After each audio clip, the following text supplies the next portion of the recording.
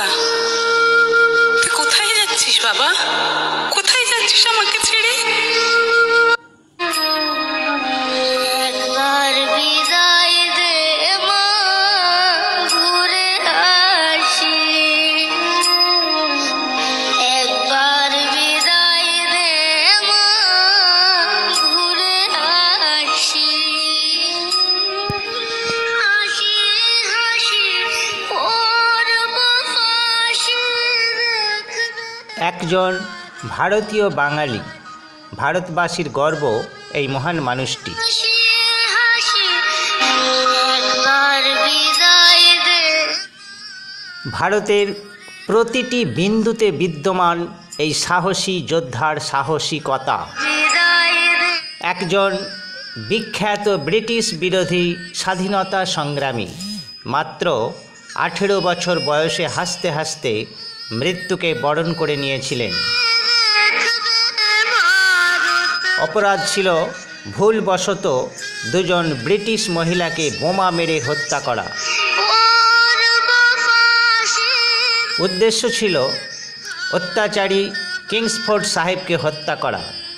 যে গাড়ি লক্ষ্য করে বোমা ছুঁড়েছিলেন সেই গাড়িতে কিংসফোর্ড সাহেব ছিলেন না, ছিলেন কেনেডি ব্যারিস্টারের স্ত্রী এবং ওনার মেয়ে। তাদের মৃত্যু ঘটল। ক্ষুদিরামের সাথে ছিলেন প্রফুল্ল চাকি। প্রফুল্ল চাকি গ্রেপ্তার হওয়ার আগেই আত্মহত্যা করেছিলেন। গ্রেপ্তার হলেন ক্ষুদিরাম। বোমা বানাতে দক্ষ ছিলেন ক্ষুদিরাম। ক্ষুদিরামের বিচার হলো, বিচারে ফাঁসির আদেশ হলো। ফাঁসি হলো মুজফ্ফরপুর সংশোধনাগারে। বর্তমানে ওই কারাগারের নাম বিপ্লবী ক্ষুদিরাম বসুর নামে। ক্ষুদিরামের ফাঁসির তারিখটি ছিল 1908 সালের 11ই আগস্ট। 1908 সালে ফাঁসির জন্য জেলের ভিতর তৈরি করা হয়েছিল 15 ফুট উচ্চতার ফাঁসির মঞ্চ। দুদিকে ছিল দুটি খুঁটি।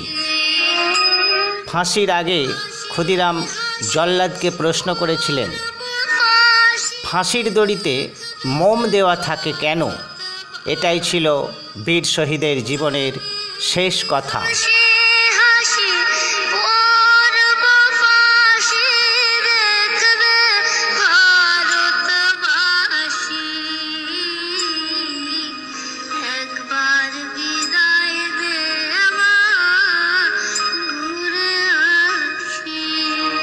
স্বাধীনতা সংগ্রামী এই বীর যোদ্ধাকে জানাই সশ্রদ্ধ প্রণাম।